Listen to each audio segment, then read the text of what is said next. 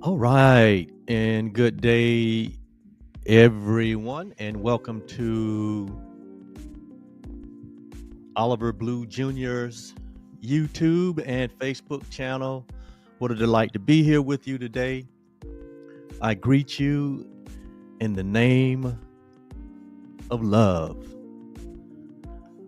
and welcome to what we call here truly where the real you loves you, because we have discovered that the real you is love. And here we really put a great focus on personal identity, real personal identity, or real identity, because we have come to the conclusion that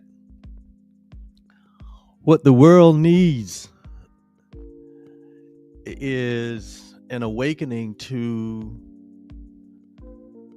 its true self, its true identity. And when I say the world, I'm speaking specifically to humanity. I am speaking specifically to the human race,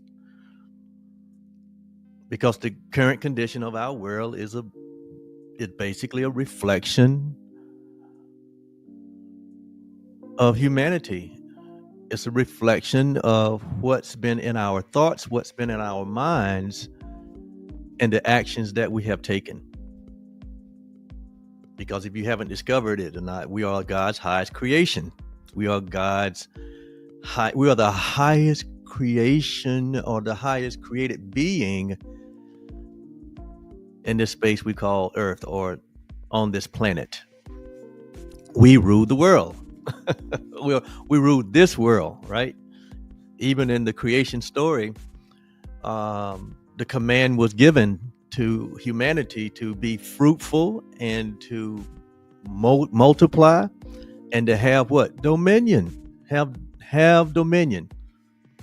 That means to take leadership over. Doesn't mean to dominate, right? It doesn't. That's not a negative. That's not a negative command that was been given unto us. That's not an unloving command to have dominion. In other words, God was informing humanity that we are His highest creation, and that we have a responsibility to be good stewards over this temporary environment we call this world, or we call this earth, or we call the earth. And we was given that in creation. And if you notice that, really, if you look down through history, it hasn't been the animals or the vegetation world, or it hasn't been the stars of the moon, or the sea, or the fish in the sea, or the fowl in the air that has ruled the world, that has determined the course of this thing we call life on this planet.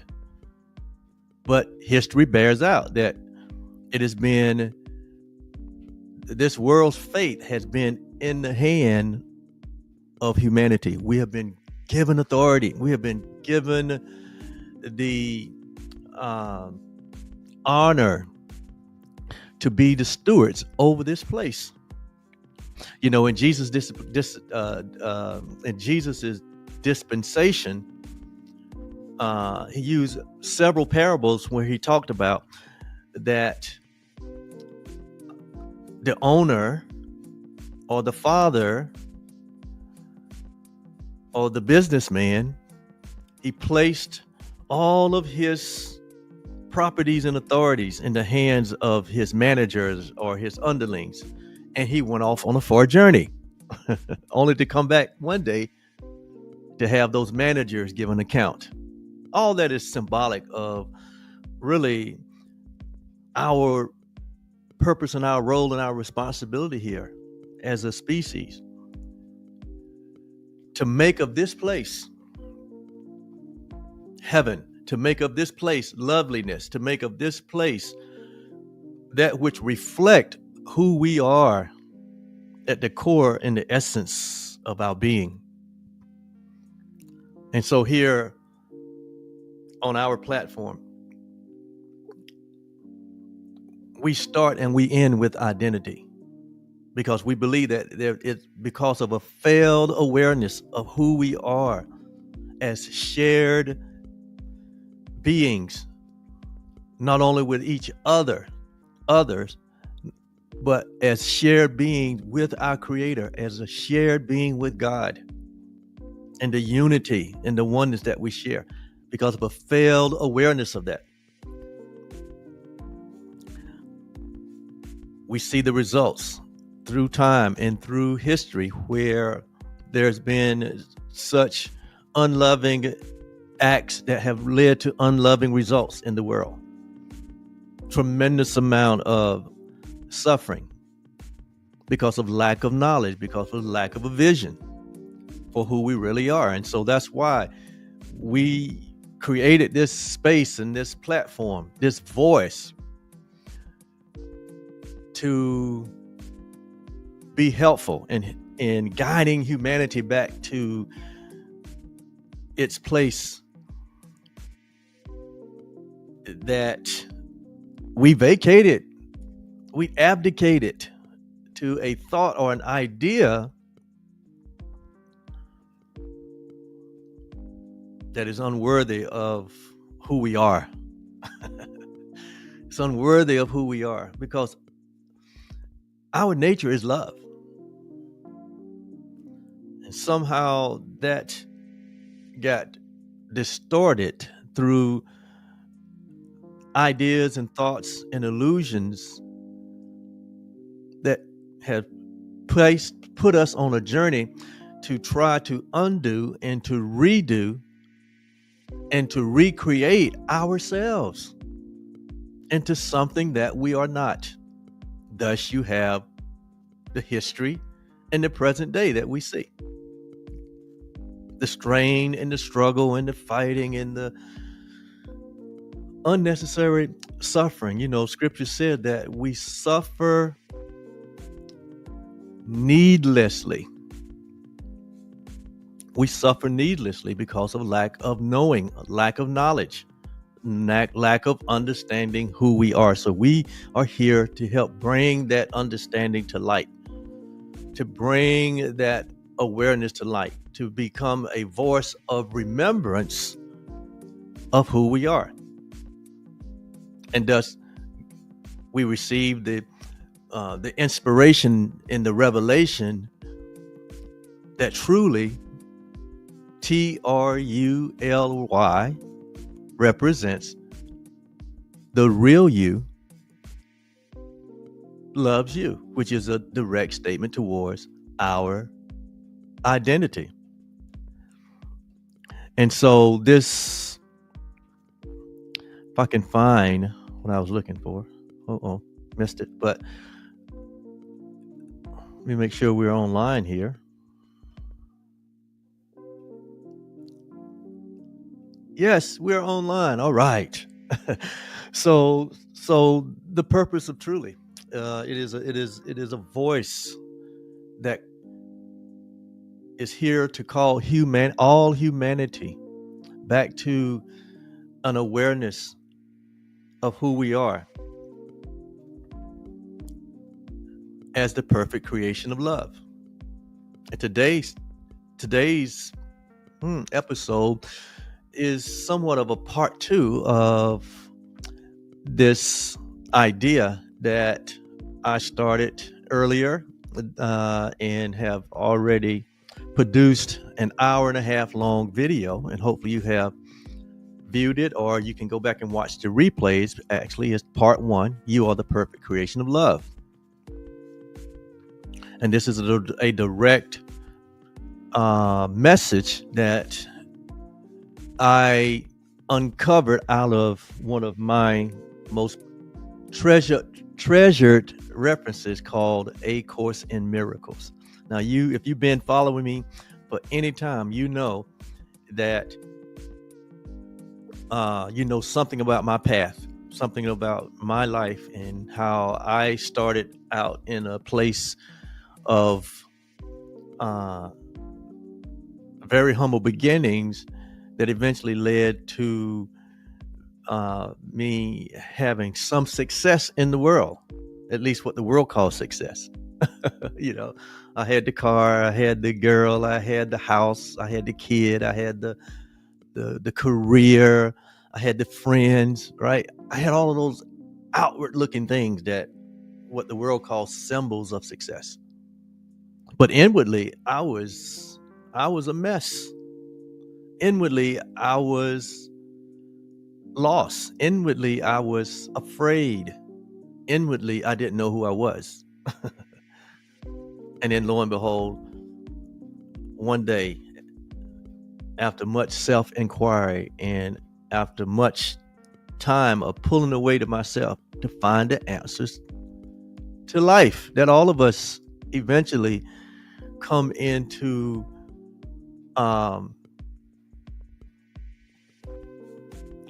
awareness of, and that question of who am I? What am I? What is my purpose?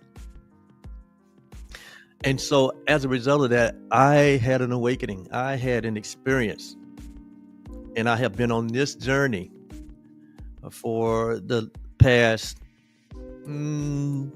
I would say, almost 40 years. But it was in 2005 that this incredible piece of spiritual literature came into my world. It's called A Course in Miracles. And it was this resource that helped me make sense of the experience that I had. That helped me make sense. It helped make sense of this beginning that I had with the Christian faith, which was really confusing and fearful and inconsistent. And so it was the course that brought correction and clarity and light and direction and freedom and joy and happiness and fulfillment to what it's what helped make sense of it all. And it is a reference that I still use because there's so much here. I mean, I would have to live 1,000 lifetimes to really unpack all that the Course is saying. And now it makes the Bible a friendly book for me. It makes the Bible a friendly book for me to understand and to utilize. And some of you may be having the same experience where your Christian faith or your Muslim faith or your Jewish faith or your Buddha faith or whatever path that you may be on may be somewhat confusing, chaotic, disturbing, unsettling, and you are in search of something that you know is already present, and it's just haven't been found, or it's not making sense on the current spiritual path that you're on. Well, that's why you're listening to me. That's why you have clicked here and you're watching this project kid who on this platform shares an advanced spirituality that can help put all the pieces of the puzzle together and make things make sense, right? And make things make sense, right? And so I'm glad you're here. I'm glad you found me. And there's almost 500 videos that have gone before this one that I'm doing today. And they're out here on my platform. And you have access to all of them right here on my YouTube channel and right here on my Facebook page. All 500 plus videos where we put so much focus on what we call the real you. Where we put so much focus on discovering who we are and talking about the reality of who we are. And 500 videos later, we have come to a place where this subject of us being the perfect creation of love has brought us to this 2024 moment where there's such a need for and such a search for peace, such a search for understanding. There's such a desire to know and to be certain about not only our present moment, but our future. And so we find this lesson, we find this subject to be very relevant for our time. Because, again, there is only one foundation that can be laid. Jesus made this declaration in his 33 years of being here. He said there's only one foundation that can be laid. And then Paul picked up on it, and that is the foundation of our oneness with God. He calls it the Christ. There's no other foundation that can be laid. So when we are not standing on the foundation of our oneness and our unity with each other and with our Creator, and knowing that that foundation is whole and complete and perfect, when that is not our foundation, then we find ourselves in uncertainty. We find ourselves void of peace. We find ourselves not having clarity about who we are and what our function is and what our responsibility is. And so we know that this message of we've been the perfect creation of love is so vital and so relevant in today's moment, in this 2024 moment, especially here, having coming off of the past 10 years of what supposedly to be leadership of our nation, speaking of the United States, because I realize I speak to a universal audience. Everyone listening to me are not from the United States, but seeing what we have, the example that we have gone through over the last 10 years, where there's been this grand display of division and this grand display of disunity and disharmony and dysfunction, right?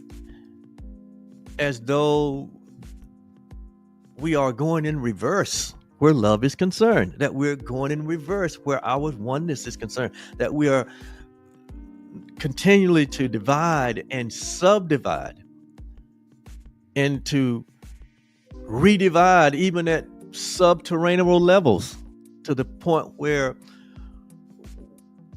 most of humanity in this, at least in this country, most of the people of this nation really wonder what the world is going on, especially our young people. Why are the adults acting in such a way? Why are they acting in such unloving ways? Why is there so much division and strife? Why is one side trying to destroy the other side? Or why? What is going on? These are supposedly the adults in the room. I know how I would feel if I was a child over the last 10 years, observing what has been happening in our country, in our world, with all the fact that houses are divided, relationships are divided, races are divided, Genders are divided in so many different ways. I would be asking the question, what is happening? Why can't they be at peace? Why can't we bring all of our goodness and our gifts and all express them equally, and all express them and be accepted of the differences that we have? I would be asking those questions if I was a youngster watching what has taken care over the last 10 years in our country. But there's a reason for that. And this talk that I've been sharing on God's perfect creation is you is a real solution. It's a real foundation, not something new. But it is that foundation that Paul spoke of, that there is no other foundation that can be laid other than that which has already been laid, that which has already, before the world was formed, already laid as a solid foundation that we could be certain about, that we could be joyful about, that we could be at peace about, that we could prosper together in oneness, that we could shine, that we could represent the love that we share, that we could represent the Creator that we all share, the one life that we all share. The foundation's already been laid. But what we have done is seek to make something else, to be a substitute. We have denied the reality of the foundation of our oneness, the foundation of our perfect creation. We have sought to replace that with our own ideas, with our own thoughts. That only leads to chaos, and that has only left to chaos. When all the time the foundation had been laid, when all the time who we are has already been established. And the process of creation is so sure and so exact and so perfect and so whole and so complete that it cannot be broken. We can only break ourselves up against the mad idea of making something else, of making of ourselves something that we are not. That only leads to pain and suffering and sickness and unhappiness and uncertainty. But when we align ourselves with the reality that we are not an effect of our own making. We have not made ourselves, but we are the actual cause or the causation. We're actually a part of the creation. We are actually part of the source that is here to but be a reflection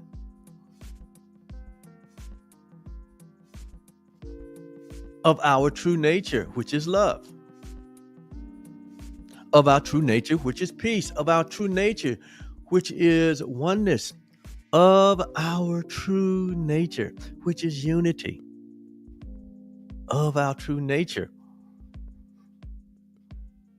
which is happiness and joy and fulfillment, of our true nature, of what Jesus called the abundant life. But how has this evaded us? How have we gotten to this place where we are in 2024? when you can turn on your local news or your 24-hour cable news and you only need 15-20 minutes to see that there is something slightly wrong with the path that we're on. There's something slightly wrong with the results that we're getting in the world. That love seems to be absent. That unity seems to be a lost thing. That Humpty Dumpty appeared to have fallen off the wall and broken into these billions of pieces, like 8 billion pieces. And that we're all separate and that we're all divided. And it's like crabs in a crab bucket. When one seemingly makes progress, or when there seems to be progress made, they only get pulled back down into the darkness of division and separation.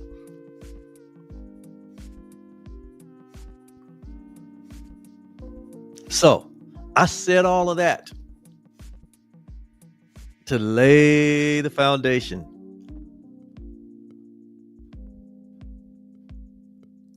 for the reality that you are the perfect creation of love. You're God's highest creation. All humanity equally and without exception. When we don't operate from that reality, when we don't operate from that premise, when we don't have the vision of the unity of humanity and the unity of God's creation,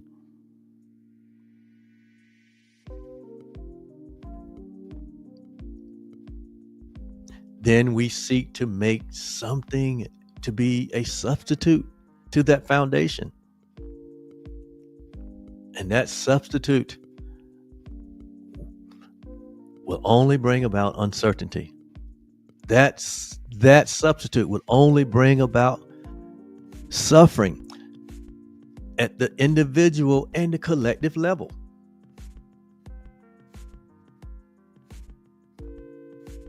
So what is the correction? It's very simple. We have to get back to our first love. We have to get back to the only love that there is. We have to get back to the foundation of who we are. Knowing ourselves, to know thyself, as the poet said, to know thyself, as the guru said, to know thyself is the greatest knowing that one can have. Because when you know who you are, then you know who your brother is. Then you know who your creator is. And then you begin to understand your function in the world as the light of the world. As Jesus said, you are the light of the world. You are the salt of the earth. Yes, it's in the knowing of thyself.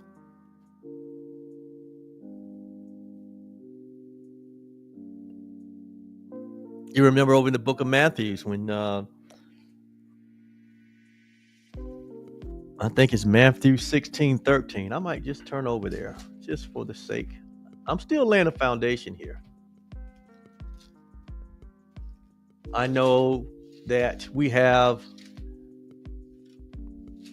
a lot of resistance when we hear the word perfect, especially where it concerns us. A lot of resistance.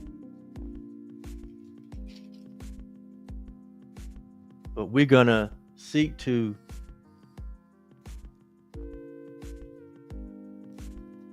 bring clarity where that's concerned. If you look at Matthew 16:13, where does it read? Matthew 16:13. And it says, Matthew 16:13. And Jesus came into the coast of Caesarea Philippi, and he asked the disciples, saying, Who do men say that I, the Son of Man, is?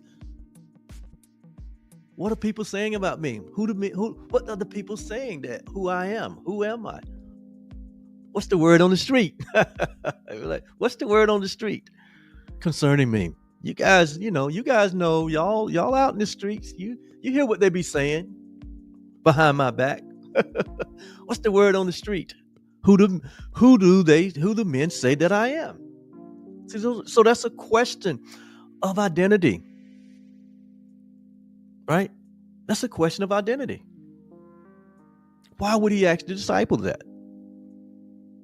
He wasn't asking the disciple that because he didn't know who he was. He was asking the disciple that because, as we read here, he was there to help them to understand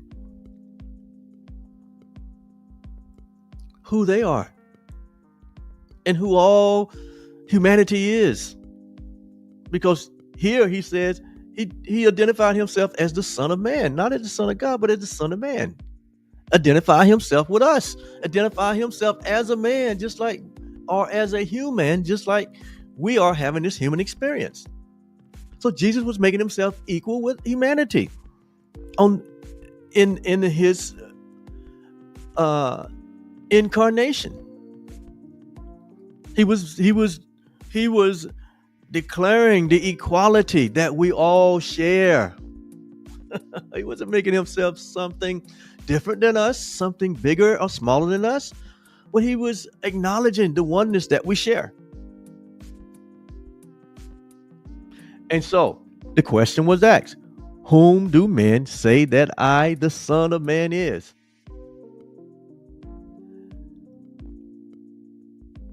And verse 14, he said, and they say, some say that thou art John the Baptist, some Elias, and others Jeremiah, or one of the prophets. So there was all kind of speculation and opinions about who Jesus of Nazareth was. And so in verse 15, he said, and he saith unto them, but whom say you that I am? So he wasn't really as concerned about what they were saying in the street about him. You know how we do sometimes. We're really concerned with what other people's opinion of who we are, how people feel about us.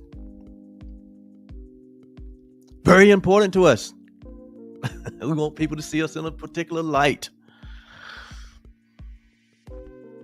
Why? Because our personal self is the self that we made. Our personality is what we have made. It wasn't a part of your creation. It's a part of what you and I decided to attach ourselves to and present ourselves as. It was like our personality or our personal self is that process of making something different than what we are. It's that process of seemingly creating something different than who we are. When in fact, who we are had already been established as the perfect creation of love. In fact, in Psalms 82:6, you can read it. Psalm 82:6. Let me go there. I didn't plan to take this line of reasoning. However, I'm being somewhat led here for obvious reason. I'm just following the prompting here. So in Psalms 82:6. So this is for somebody. 82:6. Psalms 82:6. It says, Psalms 82:6. Okay. I'm getting there. Psalms 82:6. And it says,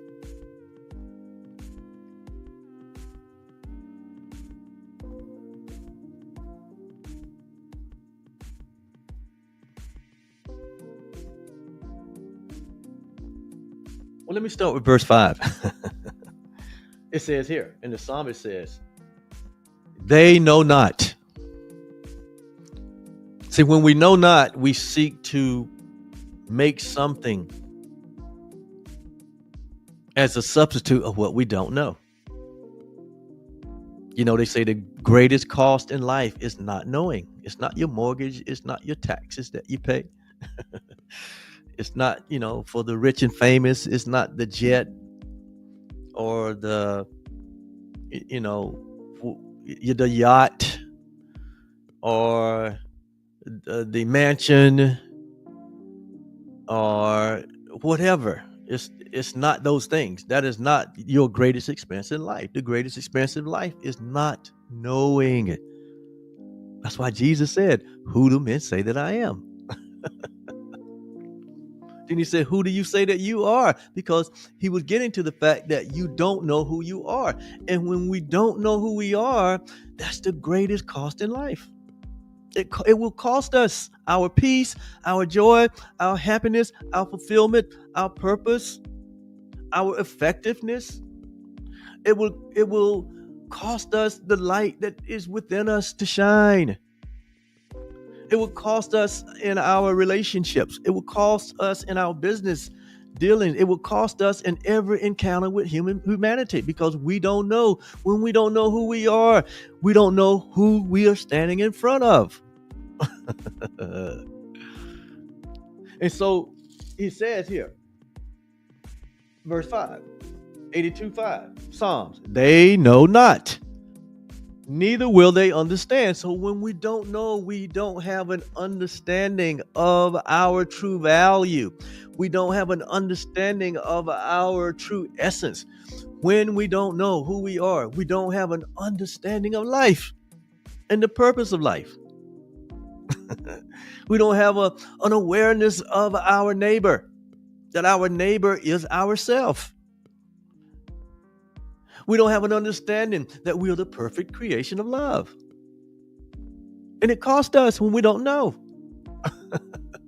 And so we build a world, we build systems, we build families, we build relationships, we build companies, we build businesses, we build teams. We do all of these things not knowing that foundation, that reality.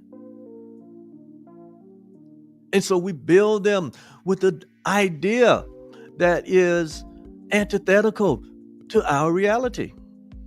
And thus you see the mess it makes in the world. Thus you see the mess it makes in your own home. Thus you see the mess it makes on our jobs and in our communities and among our leaders and among nations. You see the fussing and the fighting and the division only continue to escalate. You see the absolute hatred that continues to unfold. And we wonder why. Well, I'm showing you why.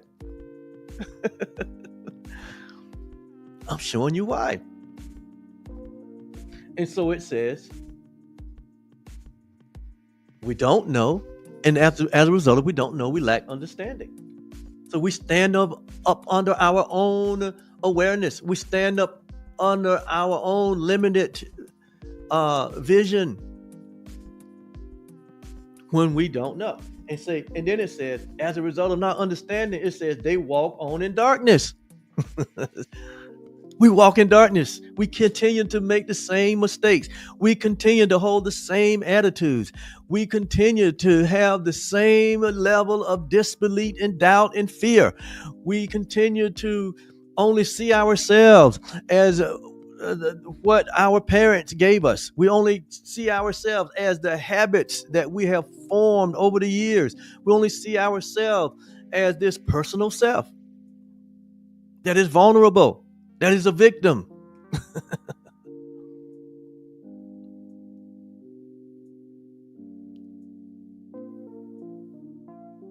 All of this comes out of the simplicity of not knowing. And so we are here so that to inform you and inform the world of who you are. That's why it's so important. if we don't start from the reality of who we truly are as God's highest creation, as the perfect creation of love, until we see ourselves in this reality.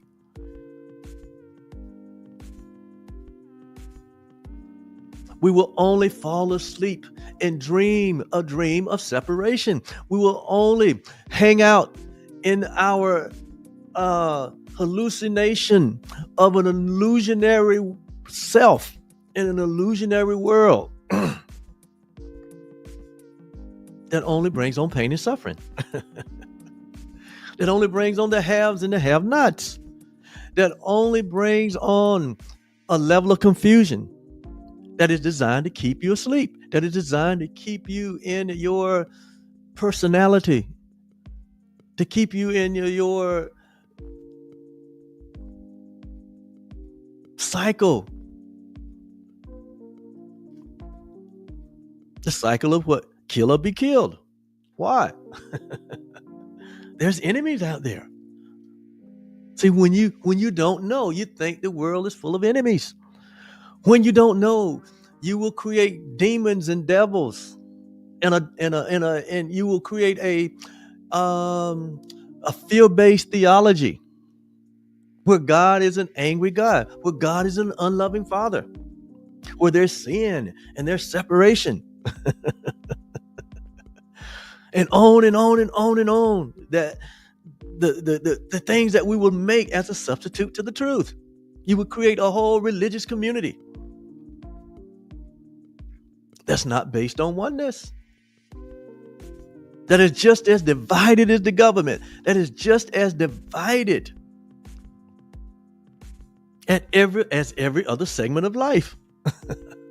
The church, what they call the church or the religious community, it's just as even more divided as any other segment of life.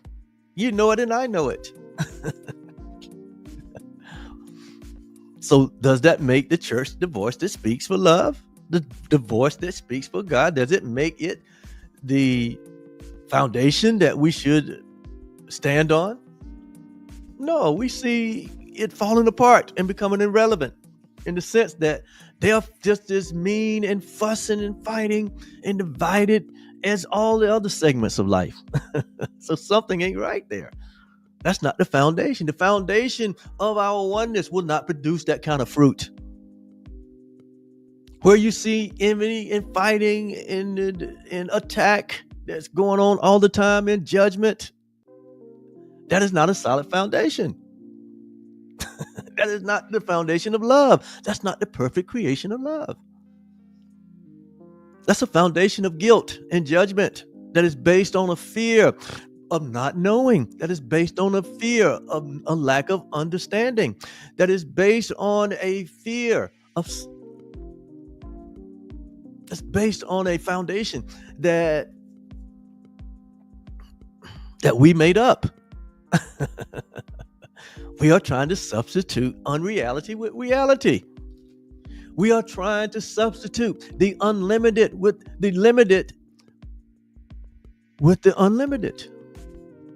We are trying to substitute. So you look at the fruit. The fruit will tell you. Jesus told us, you would know by the fruit. That's not a judgment. That is just saying, hey, it will be an indicator that you're off course. That we're off course. That something is not right. We're not coming from a place of love. We're not coming from the perfect creation of love. That's the foundation. And so it says here that they walk on in darkness. Year after year, decade after decade, century after century. And here we are in 2024. And we have not seen it as crazy. We think that we have not seen it in modern day as crazy as it has been.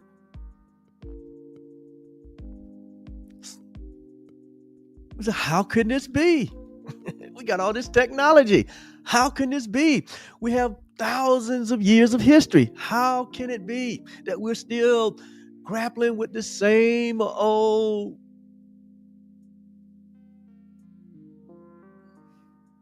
I want to use the right word here. How could we be grappling with the same old results, the same old outcomes, the same old lovelessness, the same old division? How can it be? Have we not learned the lesson? Have we not paid attention? Have we not expanded our awareness?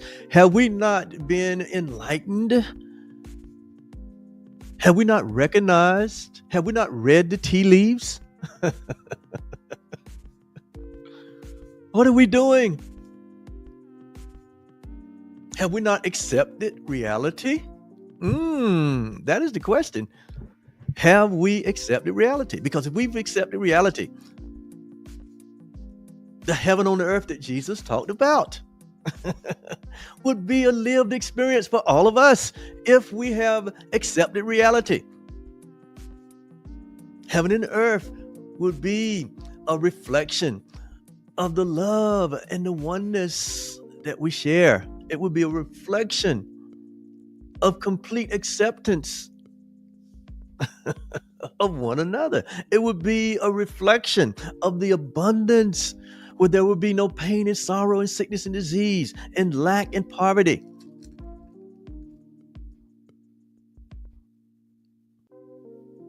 And you might be saying, well, Oliver, that's not possible. Well, I beg the difference. It is possible. But it's only possible when we know who we are. It is only possible when we accept the truth of who we are.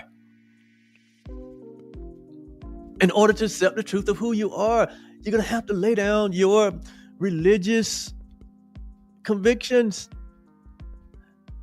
that have only stood between you and your joy and your peace. You're going to have to lay down your fear-based theology that has only created division and separation, and a vision of God that is not true. It is possible.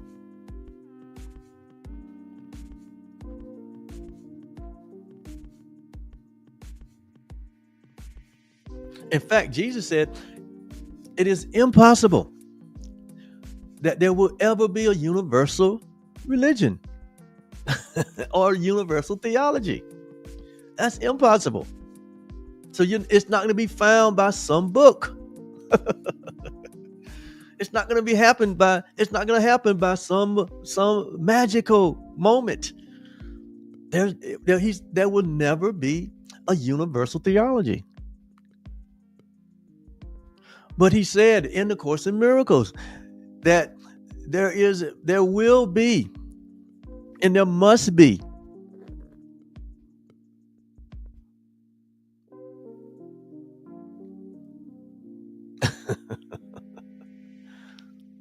a universal experience. What he's saying is eventually all humanity will wake up to the reality of the truth. And that truth will set the creation free from the illusion of separation. And that happens in your life when you recognize, when you embrace and accept the reality of who you are, when you wake up, when you become enlightened to the truth and accept and embrace it. Because in reality, there's only one of us. So when you have that universal experience, guess what? All the world goes free. When you wake up to the truth of who you are as the perfect creation of love, all the worlds go free. You're no longer the judge and the jury and the executioner. You are no longer projecting guilt on others, because that's what you see in yourself. You are no longer the source of division and strife. You're no longer this narcissistic personality that can only see through the eyes of differences. But when you wake up to the true reality of who you are, who do men say that I am? Who do you say that you are? That's the question. When you do it, when you have that universal experience, which we all will have, you may be asking a question. Well, did grandma have it before she left? Did dad have it? Did my cousin? Did my friend? Did my boss? All these people that have left the planet in form, did they have it? Did they have the universal experience?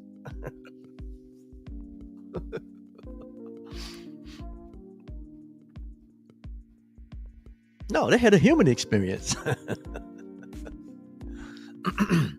It only takes you. When you have the universal experience of knowing who you are, all humanity wakes up. It only takes the one. Jesus proved that. He said that when he woke up, when he experienced the resurrection of the mind, he said he reconciled all the world back into one. He reconciled all the world back into God.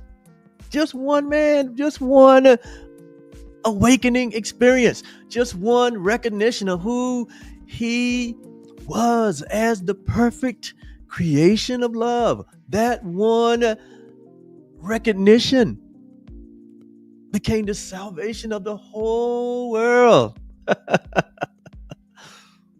So he already proved that it only takes you. It only takes me. It only takes the one. You don't have to wait for your husband or your brother or your children. You don't have to wait for the president or the pope. You don't have to wait for the pastor or the prophet or the teacher. You don't have to wait for any of these so-called figureheads. Any of these, what I call unhealed healers, to do a job on you. They can't do a job on you. You are a fixed extension of love. You are the creation of God. You are God. As I'm getting ready to read here. And so let me finish. Verse 5. Chapter 82 of Psalm. They walk on in darkness. And all the foundations. Here it is. All. Notice now, he says all. When you say all, that is what? Don't leave nothing out. And it said, as a result of not knowing, as a result of not understanding, as a result of walking on in darkness, repeating the same old attitude, the same old perception, the same old belief system, the same old limitation, the same old judgments, the same old personality. He said, as a result of that, he says, all the foundations of the earth are out of course. Doesn't this sound relevant to our day? All the foundations of the earth are out of course. They are in discourse. They are in disharmony. Now, this is not a negative message. This is a positive message. That's why you have to stay with me. There's no judgment here. This is a exercise in expanding your awareness. This is an exercise in recognizing the truth that is true always. This is an exercise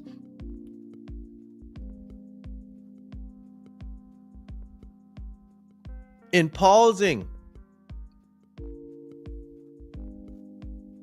from all the vicissitudes of your life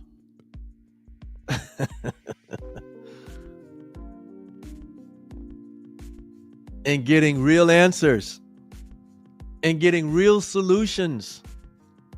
In this case, getting the solution to every problem that there is. There's only one solution to every problem that there is.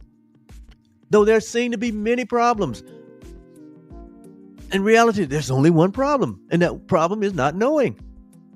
Because when we know, then we won't continue to create problems, but we will become the extension. The extension.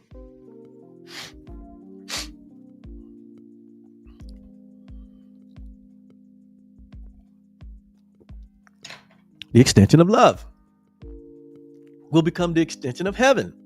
We'll become the kingdom of love. Like Jesus said, the kingdom of God is spread out all over the world, but men don't see it. And it only takes you. And it only takes me. So he says all the foundations of the world are out of course. So this is just a metaphor for what happens when humanity seek to make of itself that is something that it is not. And when humanity rejects and don't accept the reality of who we are as the perfect creation of love. And our acceptance or our rejection doesn't change anything, because who we are is eternal. Who we are is fixed. Who we are was predetermined before the foundation of the world, as Paul said in Ephesians chapter 1, that we should be holy and that we should be blameless in love, that we was given every spiritual blessing in the heavenlies. That has been established, and that is changeless. That cannot be altered. We remain fixed. So if we remain fixed, if we're having experiences of anxiety and fear and sense of lack and sense of purposelessness, loneliness, separation, fear, if we feel vulnerable, if all our experiences lacks peace, lacks joy, lacks happiness, it's just an indication. It's just an indication.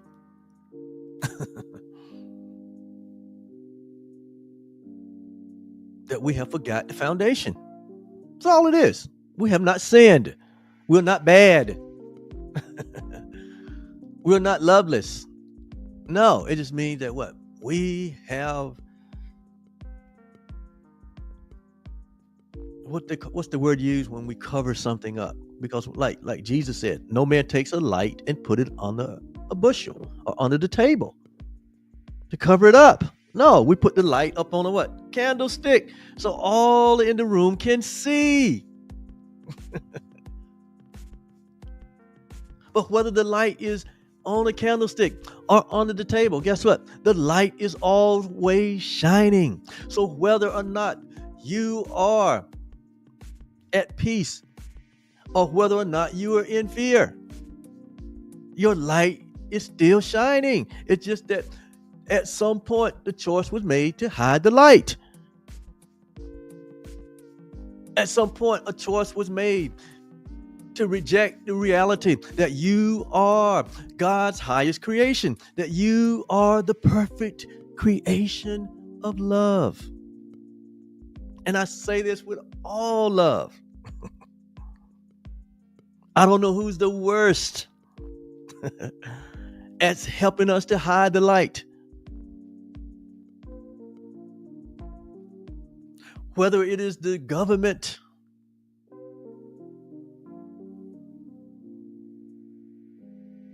or whether it is the religious community with its fear-based theology, with its message of judgment, with its explanation that God is some kind of unloving father, and that God is separates and judge, that God has a torture chamber called hell that some are going to. When we're promoting these kind of ideas, we're not promoting truth. We're not promoting the reality of who our Father is.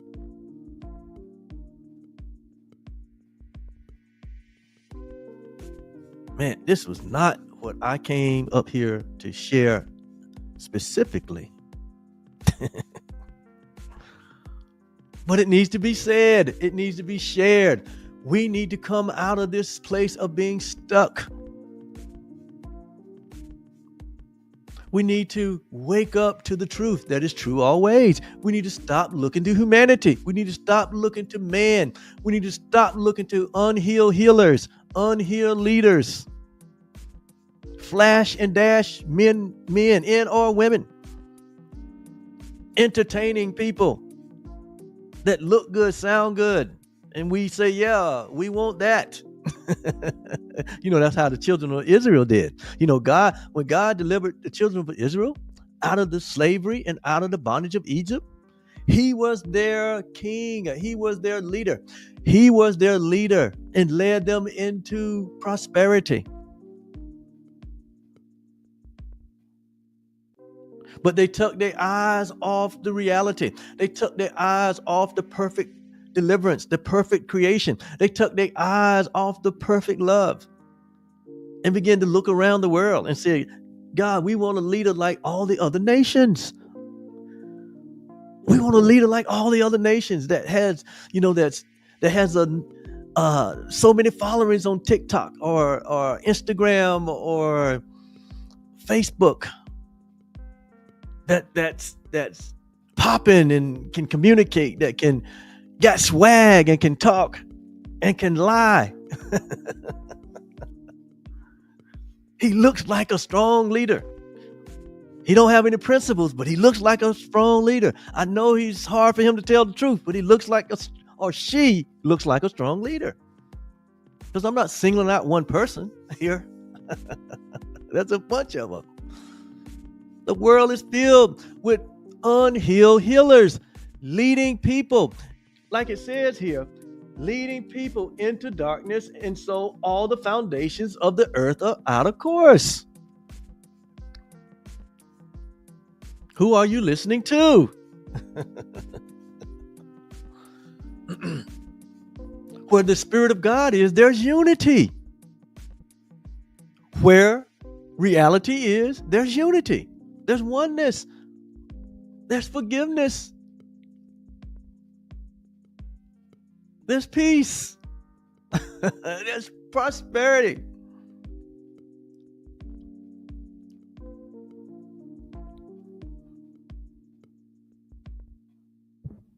And then I get to verse 6, which is what I was trying to get to.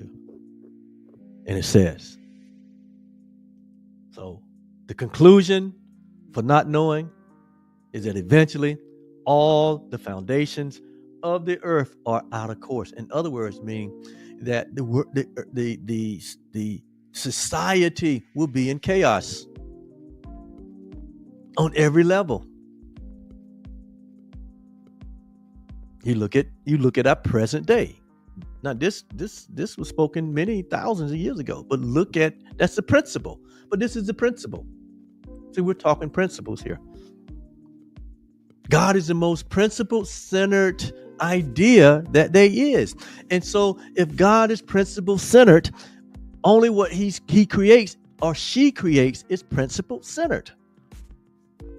You are a principle-centered creation. So when we seek to substitute being principle-centered, meaning governed by law, governed by changeless law, when we seek to be non-principled or unprincipled in our expression, there's chaos. And when we seek to have leaders that are not principled, it's only going to lead to more chaos. When we give a person leadership position and he's not principled, when he doesn't know who he is, it only can lead to more and more chaos. Just sit back and observe. That's what you're going to see, and that's what you are seeing. So, like the children of Israel who desired a king like the other nations, we know what happened to them in the wilderness when they chose Saul to be their leader. Everything went into chaos. All the foundations of their life went out of course.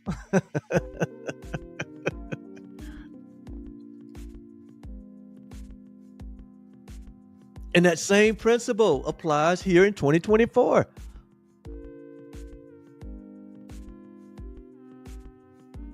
So it is in your best interest, whether you are rich or whether you are poor, whether you are black or whether you are white, whether you are female or whether you are male, whether you are a Christian or Jew or Buddhist or Muslim, it doesn't matter what your religious persuasion is. Because what? Principles transcends all of those things. Whether you're a Cowboy fan or whether you are a Raven fan, principles transcend all of that. Whether you're a Democrat or a Republican, principles transcend all of that. Whether you are an American or whether you are a Russian or a German, or it doesn't matter whether you're from a third world country or a fourth world country or what they call a modern country. It doesn't matter. Principles is what's ruling the roost. Principles is what will determine the outcome.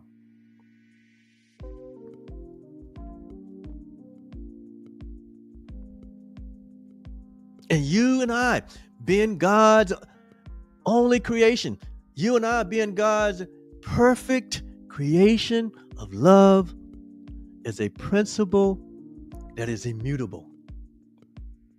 You will never stop being that in reality.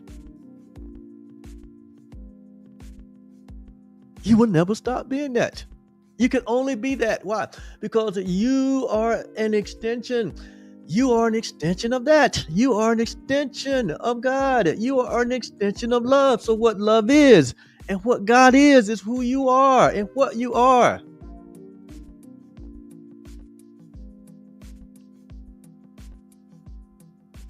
I don't care what the theologian said, or the prophet, or the priest, or the president, or the judge. They are not your creator. They are not your maker. God is, and there is nothing else. There is no other authority. There's no other author. God is the author of your life. Love is the author of your true self.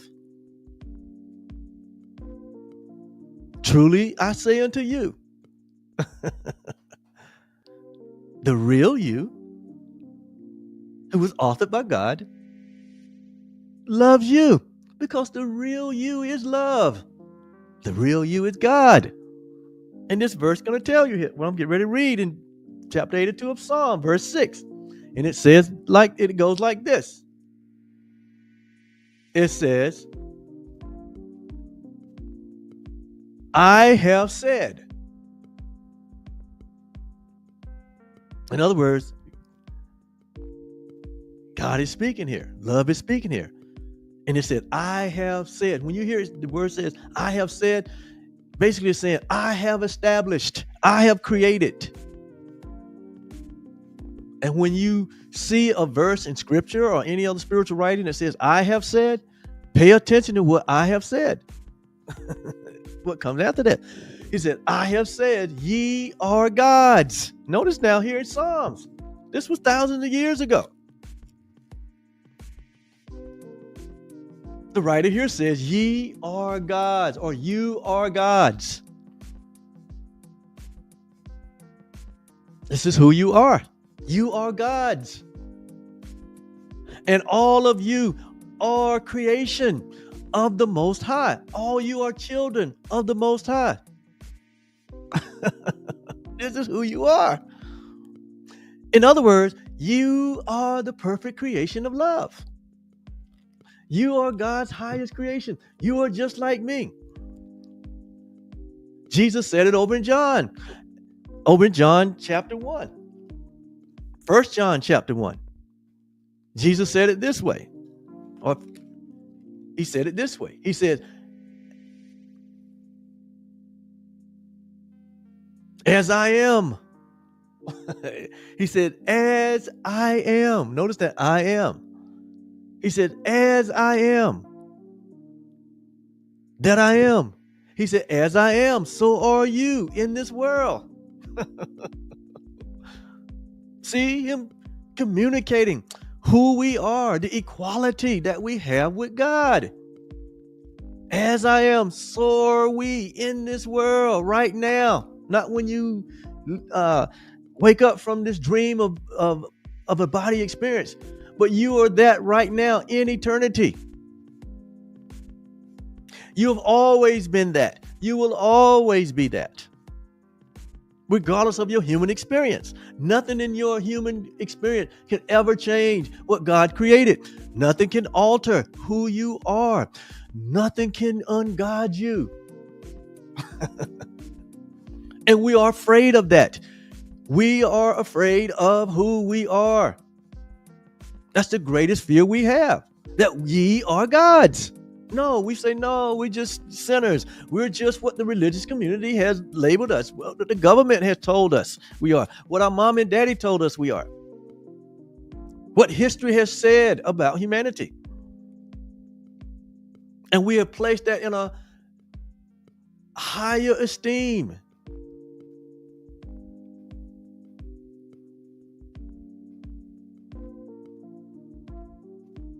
than every thought of love, which is what creation is. Every thought of love. Every thought of love was placed in you at creation. And when you begin to see yourself this way, this big smile comes over you. You begin to see the world in a whole new light. You begin to see everyone for who they really are. You begin to see what a real solution would be to save the world from its own illusionary, hallucinating dream and thought of separation. You will hold the key to life. That is the key to life. Jesus said there's only one key to life. That is to love God and to love yourself and love your neighbor. See, that's it. That is it. That is how simple life is. It doesn't get any simpler than that. All of this is for us to come to remember and to learn that there's a creator and there's a creation and they're one, and we are that, and we're to love that, and we're to express that, and we're to shine that forth in our lives. It's that simple. It is just that simple. It is just that simple. Therein lies your happiness.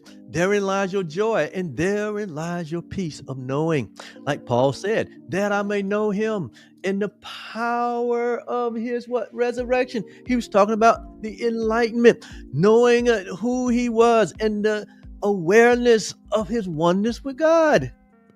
Jesus demonstrated that to all of the world to see. I and the Father, we are one. When you have seen me, you have seen the absolute Father himself. And guess what? That's true about you also. That's true about you also. You are one with God. You are a shared being with God. You are the express image. You are the express likeness of God the Father. You are. And the knowing of that will and can heal you from the trauma and the drama of a made-up life and a made-up personality that is full of trauma and drama and fear and anxiety. Because it's what? His foundation is out of course. Our foundation is out of course when we don't embrace this. And we feel the pain and we suffer needlessly. We are leveled with guilt and judgment because we're acting so out of our natural state of peace and love and joy.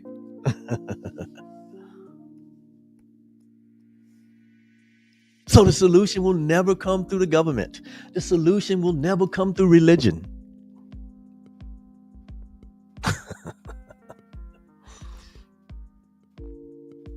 It'll never come through TikTok, Instagram, Facebook. And I use all those platforms myself personally. Because that's where people live. And I want to be where people live, right? Because I have a shared interest with all humanity. They're myself. And so I want the voice of unity and the voice of oneness to be where I am.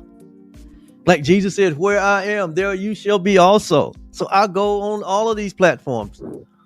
X, Blue Sky.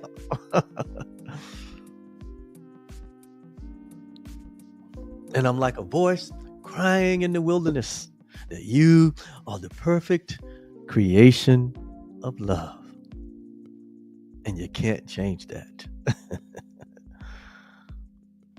Not in your wildest dreams can you ever change that. That's why I can have confidence. That's why I can have certainty, because God has confidence and he has certainty in what he created or she created. I have absolute confidence in humanity that eventually they wake up from the dream. It's a promise from God that all humanity will wake up one day and realize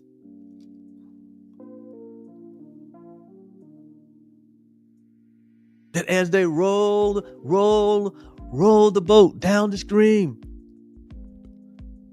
that merrily they realized that life was but a dream without the knowing of the self. But when you come to know the self, life is no longer a dream. Life becomes a reality. Heaven and earth, heaven has indeed come to earth. The kingdom of God is spread out over all the world. And I see it. I feel it. I am it. And so are you, with no exceptions. There are no exceptions in reality. There's only the one. And you are that one. I'm that one. All of us are that one. And he said, ye are gods. I'm going to finish this part 2 today with we are God. There's going to be a part 3 and a part 4 to this message on creation.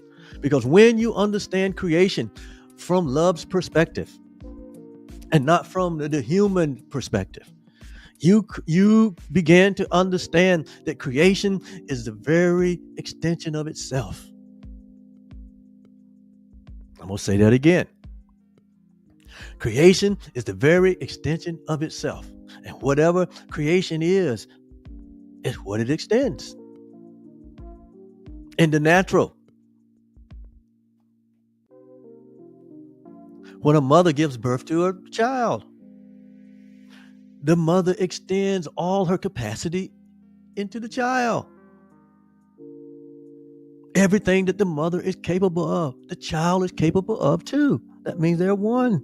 They're one in purpose. They're one in ability. They're one in power. They're not separate. They're one. They have a separate expression, but in reality, they're still one. They're based on what? The extension. So creation is an extension. It's not taking one thing and another thing and putting it together and making something new. That's a concept of man. That's making something from something else. In creation does not make anything from something else. It merely extends itself. So if you want to know who you are, you need to discover the origin or the source of the extension, because that's who you are. Ye are gods.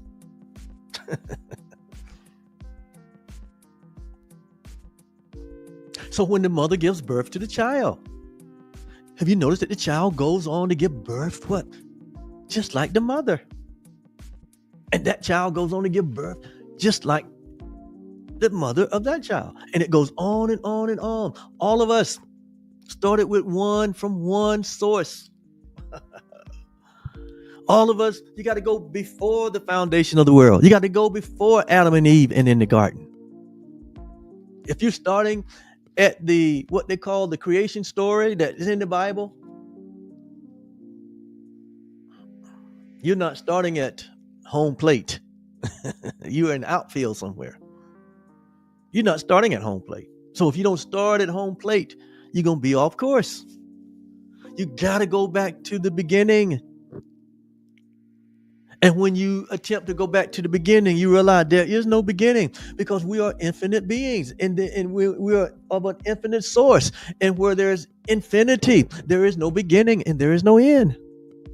So that means that we always were as we are. As it was in the beginning, it shall be now and forever. That's what it means. That you remain as love created you, that you remain as God created you, that you are the holy home of love, that you are what love is.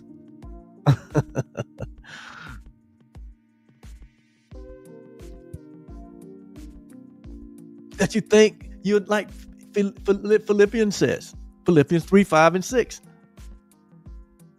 Let this mind be in you that was also in the Christ, who been in the form of man, who been in the form of God as a human, thought it not robbery to be equal with God. He didn't think he was taking anything away from God, saying he has equality with God. Why? Because he knew who he was.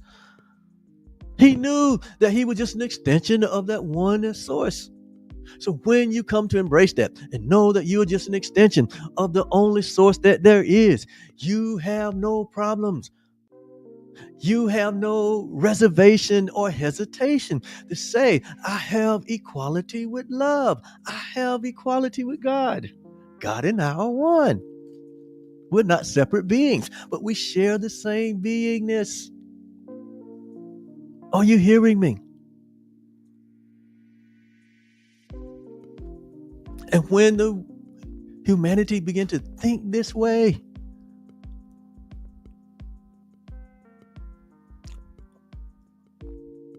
there's no more problem. There's no more lack. There's no more sickness. There's no more belief in death. There's no more anxiety. There's no more fear. There's no more hatred or bitterness. There's no more projection. There's no more guilt being slung around. There's no more attacks being levied on one another, which we're only levying on ourselves. And so, ye are gods. He said, I have established. I'm the only source there is. I know what I am, and I know what I created, and I created myself. And that is who you are. And so ye are gods. And all of you are creations of me.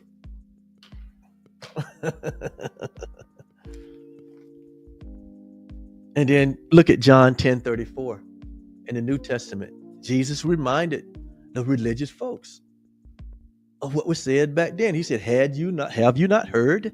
Have you not heard? John 10:34. He reminded the people in his day. And so I'm reminding you here in 2024, have you not heard? Ye are gods. Have you not heard that you're the perfect creation of love? Yes, you heard it right here on Oliver Blue Jr.'s YouTube channel, Facebook page. And this word, this message will go out throughout all the world.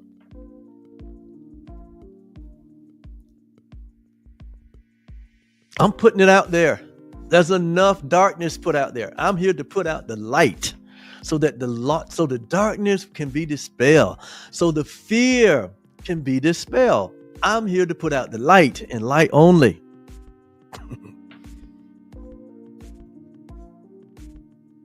Have you not heard?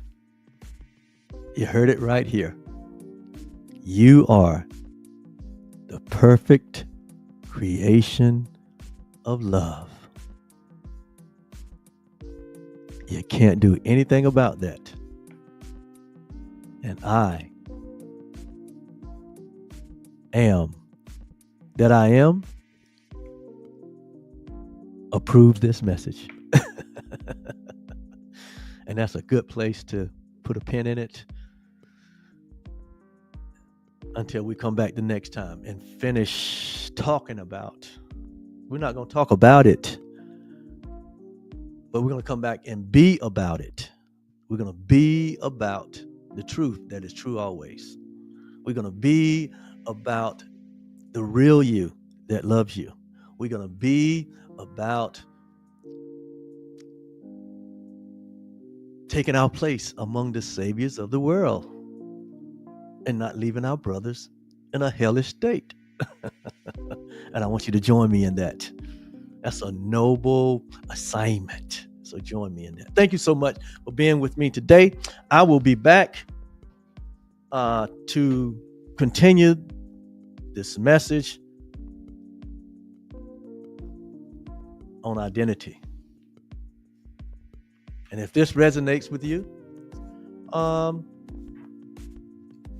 you're watching the replay, just put replay in the chat and I'll come back around and give you some love. If this resonates with you, inbox me. There's more in store and you can be a part of it. You can be a part of it. I invite you to be a part of it. I invite you to support me. And not support me, but support the oneness that we share. Right? Yeah. We're going somewhere with this. All right. Have a great day. Peace.